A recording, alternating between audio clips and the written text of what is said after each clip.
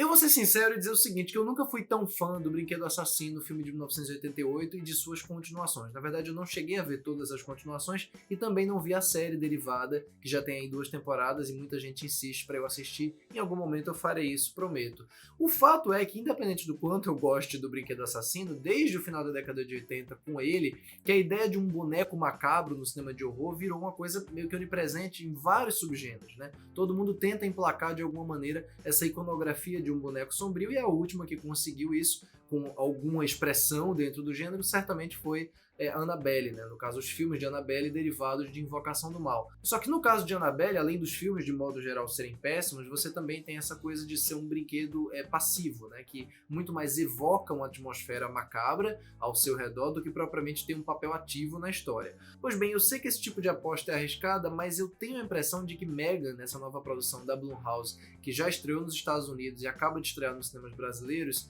vai ser uma espécie de remédio para essa ânsia das pessoas por uma personagem marcante dentro desse séquito aí do filme de brinquedo macabro, e no futuro talvez venha se tornar realmente um ícone do gênero. Mas reparem no que eu tô falando, a personagem. O filme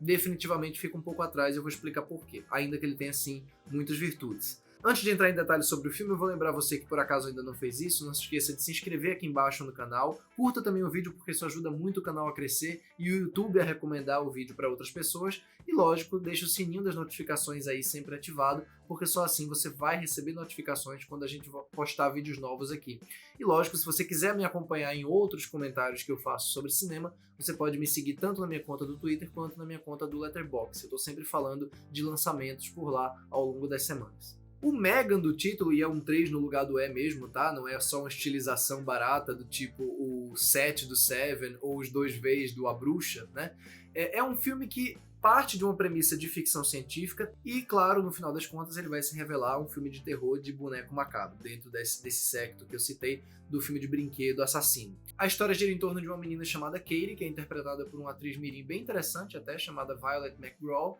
e depois da morte trágica dos pais num acidente de carro, ela tem que ir morar com a nova tutora dela, que é a tia, vivida pela Alison Williams, a atriz muito mais conhecida pelo Corra, né, em que ela fazia namorada do personagem do Daniel Kaluuya.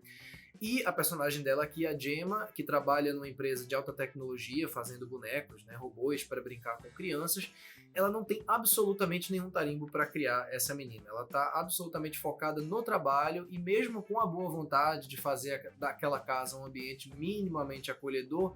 fica claro que as limitações dela vão além da boa vontade. Eis que no momento de inspiração ela percebe que pode unir o útil ao agradável, investindo todo o que ela pode de tempo e dinheiro ali no trabalho, num protótipo de brinquedo altamente desenvolvido que ela estava tentando produzir em segredo, que pode servir inclusive como uma grande companhia, como uma forma de diminuir essa solidão que a sobrinha está sentindo. Então, basicamente, ela vai desenvolver, né, e evoluir a Megan, que é capaz de fazer inúmeras coisas, entre elas sintonizar e sincronizar com a criança para se tornar não só uma amiga para todas as horas, como também uma protetora voraz, como vai ficar claro ao longo do filme. Apesar dessa ideia ter sido desenvolvida, entre outras pessoas, pelo próprio James Wan, que está aqui como produtor juntamente com o Jason Blum, o mentor aí por trás da Blumhouse, né, um dos maiores gênios em termos de negócio da indústria hoje, quem dirige Megan é o Gerard Johnstone, que na verdade não tem absolutamente nenhuma experiência de peso com o cinema de horror, tem um filme só na carreira dele antes desse daqui, que é o Housebound, e é um diretor muito mais conhecido pelo trabalho dele em televisão, sobretudo em sitcom, e isso de alguma maneira fica claro aqui nesse Megan, quer dizer, é um trabalho que você pode considerar formalmente funcional, ele tem de fato uma decupagem sólida e que cumpre ali a parte dele, localiza bem você nas cenas, tem boas sequências de embate, tem um tino legal para o senso de humor, mas não tem aquele trabalho visualmente inventivo, não tem aquela atmosfera curiosa, não tem aqueles exageros tão interessantes e às vezes tão impactantes de assistir no cinema que o James Wan consegue fazer, mesmo nos filmes mais medíocres da carreira dele, que são poucos. O Megan não faz muito isso, já que no fim das contas, eu sei, ele só tem meio que uma personagem como fonte de terror, que é essa robô, essa inteligência artificial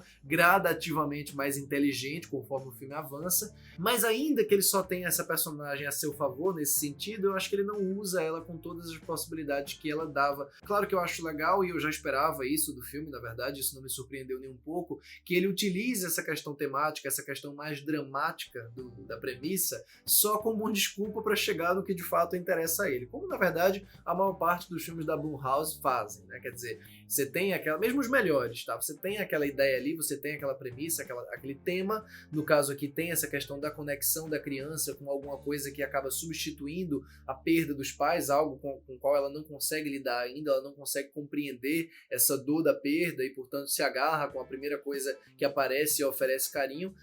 Isso tá ali no filme, mas está discutido em 3 frases de efeito. Quer dizer, de modo geral, o que interessa ao filme é você ter a Megan em ação. E quando a Megan está em ação, principalmente na segunda metade do filme, em que as coisas começam a acontecer de forma até bem acelerada, o filme tem sim momentos bem divertidos, tem momentos inclusive muito mais engraçados do que qualquer outra coisa. É um filme que para mim funciona muito melhor como uma comédia nos momentos em que ele abraça um pouco mais esse absurdo. Por exemplo, a personagem dançando, naquela dancinha de corredor que já viralizou,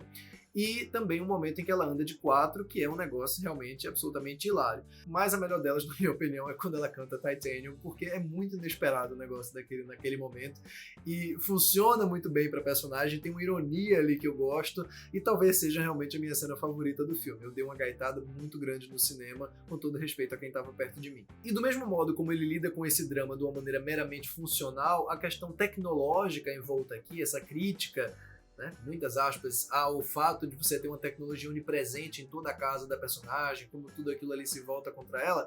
é um negócio que ficou na época do Robocop, né? Assim, do ponto de vista de filosofia, que para na primeira camada e olhe lá, ele não vai longe, nem quer ir longe, repito. Da mesma forma como no drama, ele usa a ficção científica e a premissa tecnológica como uma desculpa absoluta. E isso se reflete muito na maneira como o diretor, né, o Jon Stone, lida com os coadjuvantes. Né? O chefe lá da personagem, que trabalha lá na empresa, né, o grande chefe da empresa, é um absoluto idiota, é uma topeira completa. O cara não fala uma frase sem parecer que ele não entende de absolutamente nada daquela tecnologia toda que ele patrocina ali. É um tipo de caricatura que eu sei que na prática para alguns pode ser considerado um pouco ofensiva, mas que no final das contas tem tudo a ver com o projeto de modo geral. Eu acho que se ele apelasse para algum tipo de realismo ou densidade, né, ou pretenso comentário um pouco mais profundo sobre aquelas questões ali, a coisa ia pro brejo, então ele acaba assumindo isso com praticamente todos os personagens que são completamente unidimensionais. Agora, definitivamente isso não justifica o fato da interpretação da Alison Williams ser tão apática, ela passa o filme inteiro com cara de azia. Certamente é um filme que cumpre bem as ambições bem modestas dele, né? Ele custou pouco mais de 10 milhões de dólares e já passou a marca dos 100 milhões de dólares nos Estados Unidos, né? Até porque ele tem uma classificação indicativa menor, já que as cenas de terror e cenas de violência são bem contidas, né? 2 ou 3 cenas de violência bem pontuais mesmo, para que o filme seja assistido pelo máximo de gente possível. Tanto é que a essa altura já tem a continuação Megan 2.0 confirmada para 2025, a Universal já divulgou isso, e talvez aí sim a gente vá ver um filme que não só tem uma personagem marcante, não só tem uma ideiazinha B que fica marcada no nicho do cinema de terror, mas consiga ter uma estrutura um pouco mais robusta, um pouco mais ousada, nem que seja na cafonice e na breguice, para que todo o projeto consiga se tornar ele em si memorável também.